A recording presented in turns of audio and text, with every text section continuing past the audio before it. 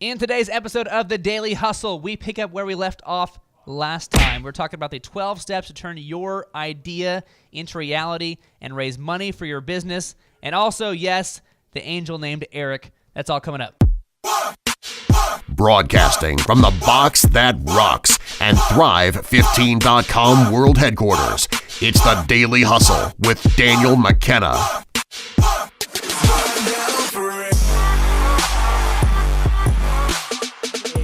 Is sales. So what's your business model? Well, hang on. This is a big one. Oh yeah. This is a big one. This is a big one. We need some mojo. You want me to slap some mojo down? Slap some mojo on this, please, if you don't mind. How about we slap a little Southern mojo down? Okay. How about this? Oh. Wow. Did you get goosebumps like I did? Well, I sort of my hips started moving. I didn't mean for them to start moving. I saw that. I wasn't going to say anything. Well, but yeah. I did see that. This is just something that Marshall does not bring to the program. Is the Southern mojo. There's too much tall body to he needs to control everything, and so. Okay, so give me number 8. All right, so number 8. Here we go.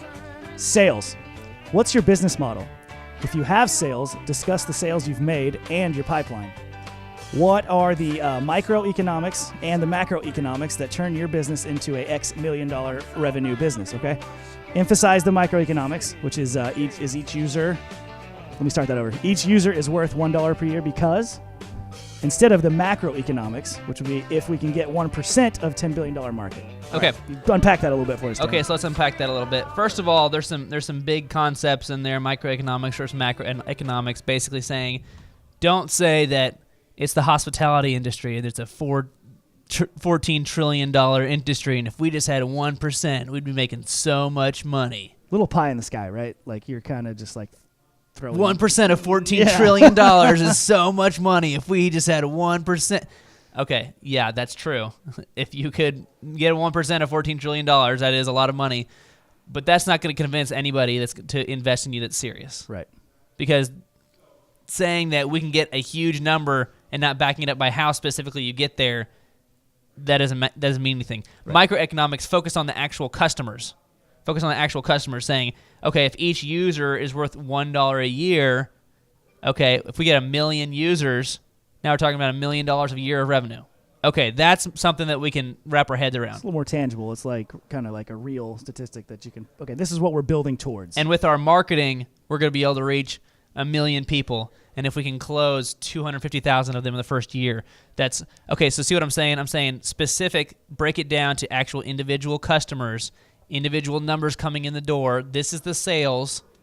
This is where we expect to hit. Okay, this is what we're looking at. This is what we think we can do. All right, and then also, what's the model? Is it affiliate marketing? Is it direct sales? Is it door-to-door sales? How are you going to actually sell this stuff? Marketing is getting your name out there. Marketing is getting people to come look at you, right? Sales is your clothes in their face. Sales is they're paying you. Right.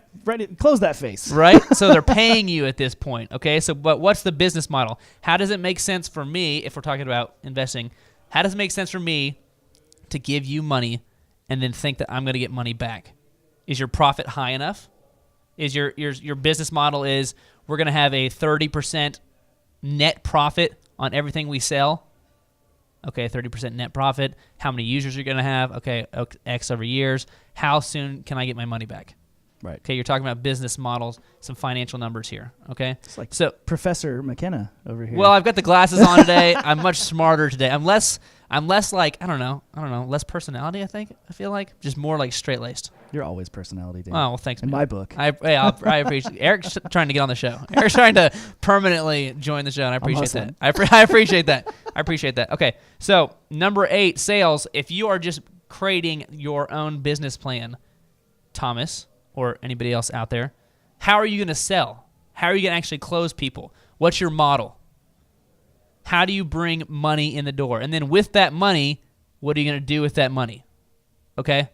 What's your model? How are you focusing on individual customers? How many of those individual customers can you get to in a week, in a month, in a year? How much money can you actually make?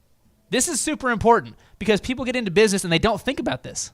It's crazy, isn't it? They spend all their time and all their heart and the money that they have, and they work so hard, but they've never realized they set themselves up for a business that will never make them hit their goals. Right. So what you're saying is like maybe somebody builds all these things and they're ready to go and they've got their product, and then they get an inbound sales call and they don't know. There's nobody there to answer the phone. They don't. Well, if let's say I do custom like wood engraving. I like actually cut down the trees, chop them down, sand them off, engrave the trees, right? Sand them out, send them out. Right. Okay. And I'm going to make millions. This is a great idea. It's a good product. It's a great idea. Okay. Yeah. Sure, that might be a good idea. It might be a good market out there. Yeah. Okay, so what's your plan? I'm going to chop down these trees. Okay. So how many of those can you do a day? Probably takes me about all day to do 3. Okay. So if you're doing 3, sales-wise, how many are you selling there? You're selling 3. How much are you making per? Okay, I'm making $100 per. Okay, so you can make $300 a day. If you're working Monday to Friday, you can make $1,500 a week. How much is your overhead for the equipment you have? Well, you got your lease, and you got your chainsaw. Got that sander. Built. You sander. Have maybe you have to pay the guy who owns the land with all the trees. Got to buy that tree.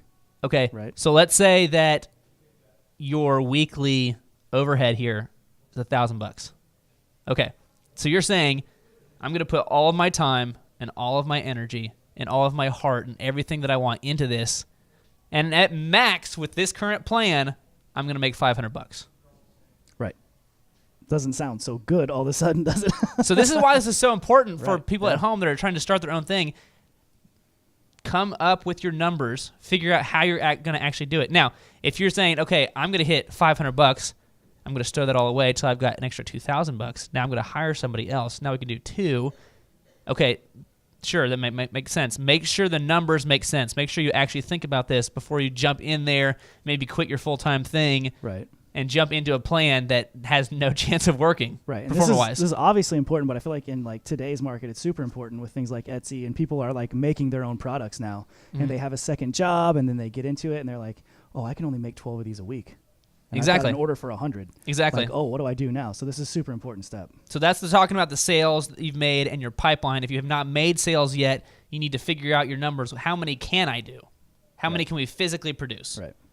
Give yourself an opportunity to grow there, but know how you're going to grow too. Okay. Cool. That was number 8. Number 9. All right. The competition. Okay.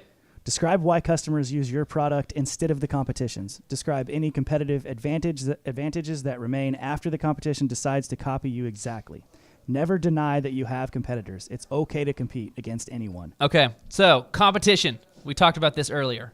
Okay, we talked about the problem. We talked about the solution. In the solution, you need to be able to identify your competitors and what they do that you can do better. Okay, how are you going to solve this problem better? You can't say that I'm the only one out there. The reason I'm going to work is because nobody else does it. Okay, well, what happens when somebody else likes your idea and starts doing your exact same thing? You still have to be able to show some value, right? Now what? Yeah. If we're both doing wood engraving, and I was first to market, so I started getting people going, got some buzz going, right? And then Chup goes, that's a good idea. I can do some wood engraving. In fact, I've got a whole factory full of people I can start wood engraving right now. I could probably pump out 10 or 20 of those a day. Now what am I going to do? Right? Then you're scrambling. Then you're like, wait, they're probably going to be able to bring them cheaper. They're going to, take your market. So. Right. Now, so all we're saying here is there's going to be competition. Know that going in. How are you going to beat your competition? Don't be scared of the big guys. Everybody that was a small guy started as a small guy, got up to a big guy, right? They started out of their garage. They started out of their own home. They started by Mark Cuban lived in an apartment with 4 other dudes. You know what I mean? Yeah. They hustled. Okay, so just because there is competition doesn't mean you can't do it. But knowing this ahead of time, how am I going to beat my competition? How am I going to do the things that they can't do or are unwilling to do to grow my business? Right. Okay, so that was number 9. Number 10, what do we got? Here we go, number 10. Milestones. Describe your current status and prospective milestones for the next 1 to 3 quarters for your product, team, marketing, and sales. So if you're trying to raise money, milestones to have that would be nice would be saying, we have $500,000 of sales. We expect to have $750,000 worth of sales next year. as of July. Right. Okay, these are awesome milestones to talk about. Okay.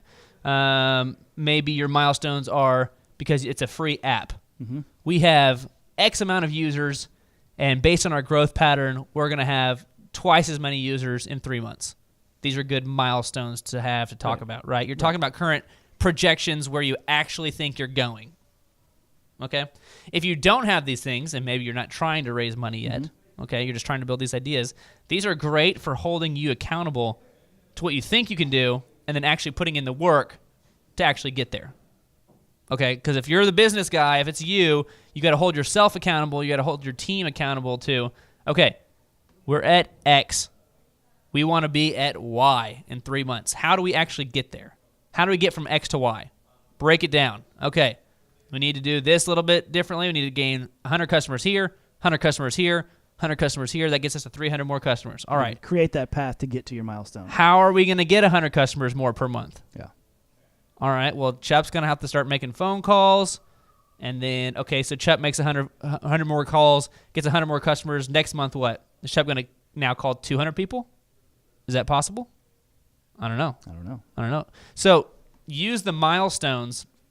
If you're not trying to raise money, if you're trying to build this idea for you, Thomas, how do you actually want to get going? How long is it before you want to have your website up? How long is it before you want to maybe have your own building, like lease? How long is it before you have a certain goal in mind of how much money your business has brought in? These are all really good things for you to start planning your thing. Now, again, going back to Gary Vaynerchuk, he says the best business plan is not a business plan. It's just getting out there and actually doing it and proving it works. Proving that your idea is good, proving that the model is real, proving that there's customers that want to pay you. But this milestones that help you idealize and figure out what is it I really want to hit, what do I think I can hit, and then start planning backwards about how to actually get there. Yeah. Okay. Yeah. Number 10. Let's go on to number 11. Conclusion. Use a table with the quarters on the axis and the functions on the y-axis. Also include quarterly and cumulative gross burn, okay? So your expenses, assuming zero revenue for the next 1 to 3 quarters. Don't build a detailed financial model if you don't have past earnings, a significant financial history, or insight into the issue. Okay, so what this is saying in a lot of words here is, okay, we have this much sales coming in, we have this much expenses coming in, we expect with our milestones, we expect to be hitting these type of goals.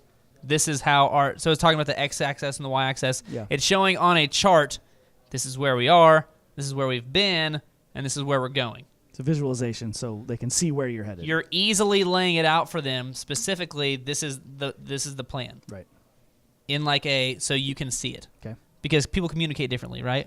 I can talk at you all day, maybe you don't get it, but then you see a chart and you're like, okay, now I get it. Right. Okay. Right. So the conclusion is, in conclusion, based on my summary, my mission, and my idea, and how I'm going to solve these problems, and how I'm going to provide the solution that people need, and then market that idea, and then sell that idea, and these are the milestones that we're at. In conclusion, business-wise, financially, this is where we are. Right. X amount of users, X amount of revenue, what have you. Cool. Okay, that was number 11. Let's go on to number 12. All right, 12 of the 12-step process, financing. Financing. So dates, amounts, and sources of money raised. How much money are you raising in this round? Restate the hypothesis that you will test in this round. Okay, so financing, especially for the people that are trying to raise money for their idea, Okay. this is the ask. This is the call to action at the end. Right. This is I just laid out my whole plan for you. By the way, I'm seeking $1 million, and we're trying to raise that money by March in this round. And that $1 million is going to give us the ability to test these ideas to help grow our company. And we're going to give you X for this $1 million, just 10% or whatever it is. Yeah.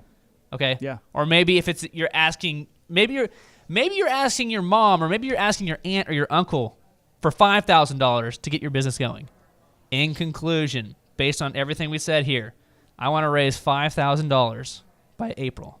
That $5,000 will let me get my whole website up, get my branding done, get my phone turned on so I can make calls, whatever it is, right?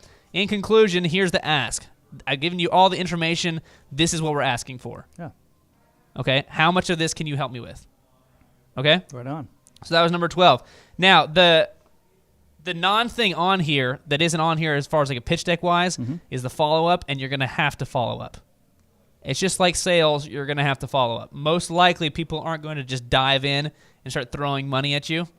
Hopefully they do, but most likely they won't. Right. You're going to have to follow up after this. You're going to have to pitch and follow up and follow up and follow up as many times and as follow it up takes. until they just tell you, don't ever talk to me about this again. Right. At that point, you're like, cool. So next week, maybe? Yeah. No. So then you got to have to pitch to somebody else. Right. Like I said, we tried to pitch to hundreds and hundreds and hundreds of people, probably got a hold of dozens and dozens of people, found the people that believed in it, raised the money for it, got the thing going. Right. Okay?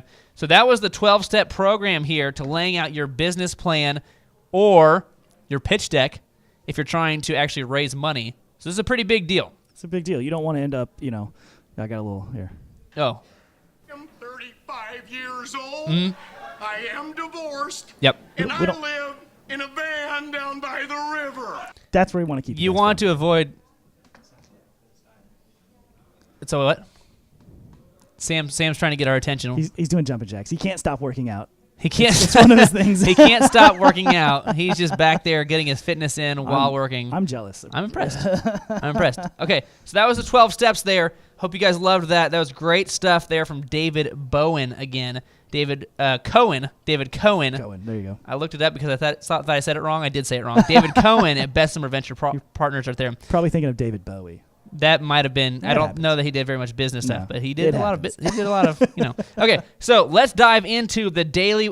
This is where I need some music though. All right. Daily wins of the week. Some daily wins of the week here. Let's get. How about this? I like this. I'm ready. Oh wow! It just kind of brings me to a place of happiness and joy. Wow! Just like daily wins, right? Kind of like almost like an angelic choir sort of thing. It sounds exactly like that. Okay, so then in that case, I need you to announce the daily wins of the week. So the daily wins of the week. Wait, hang on. You see, this is your first time on the show. I get it. You don't. Right. This is the part where Marshall has to say the daily wins of the week like he's announcing it, but I always tell him to do it in different ways based on whatever that kind of the music he brings up. So in this case, I need you to do the daily wins of the week as if you were Archangel Eric from up high, and you shone down on Sam to tell Sam about the daily wins of the week.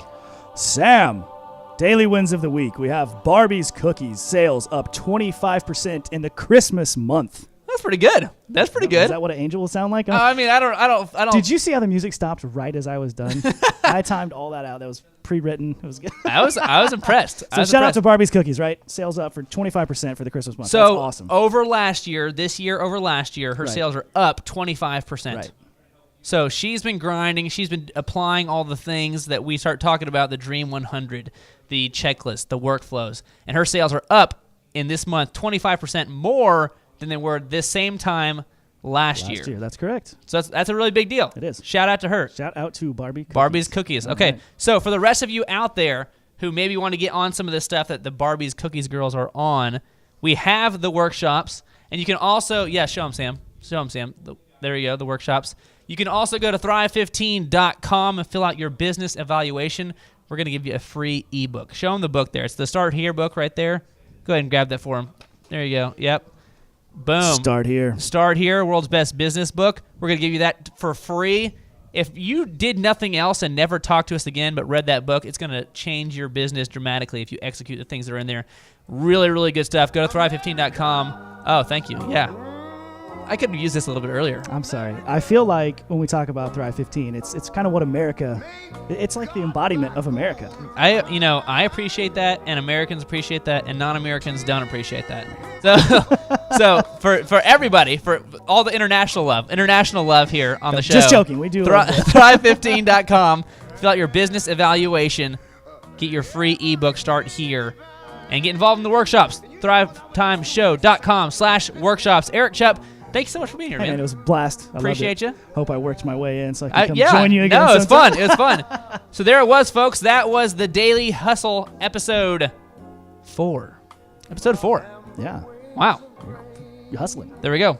All right, man. You can find us on Twitter. You can find us on Instagram. You can email us your questions. We want your questions. Find our podcast on iTunes. Talk to you soon. See you next time.